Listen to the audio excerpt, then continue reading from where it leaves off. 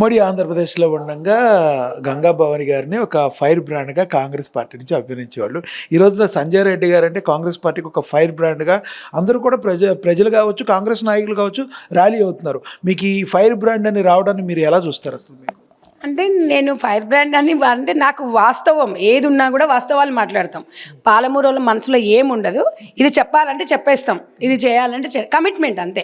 ఈ కమిట్మెంట్గా మనకు ఒక కాంగ్రెస్ పార్టీ మన మీద ఒక నమ్మకంతో జనరల్ సెక్రటరీ ఇచ్చింది. ఆ పదవికి న్యాయం చేయాలి. మనం వ్యక్తి కోసమో దానికోసం ఉండదు. కాంగ్రెస్ పార్టీ సిద్ధాంతాల కోసమే ఆ జనరల్ సెక్రటరీ పదవి అనేది 100%గా పనిచేస్తా.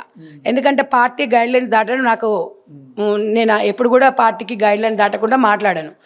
ఎందుకంటే నేను అనేది రాష్ట్ర అభివృద్ధి కోసం జనరల్ సెక్రటరీ ఇచ్చిండ్రు. 100% కాంగ్రెస్ పార్టీని ఎవరిని విమర్శించినా తిప్పికొడతా. ఎందుకంటే నేను అనేది ఏంటంటే మహిళల రాజకీయాలలో మగవారితో సమానంగా ఎదగాలి అనేది నా మైండ్లో బాగుంది.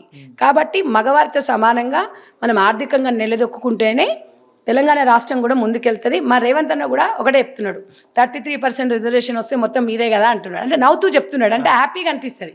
అన్న ఒక భరోసా ఇచ్చినట్టు అనిపిస్తుంది. కాబట్టి అలాంటి లేడీసు కాంగ్రెస్ పార్టీలో అయితే హ్యాపీగా కొంచెం స్వేచ్ఛగా మాట్లాడగలుగుతాము. స్వేచ్ఛగా ఈరోజు ఈ స్టూడియోకి వచ్చానంటే మాకు కాంగ్రెస్ పార్టీ ఇచ్చిన స్వేచ్ఛనే కదా.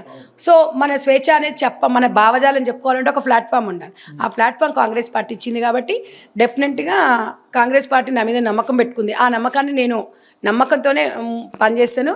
అధిష్టానం ఏదైతే చెప్తే అదే చేస్తాను.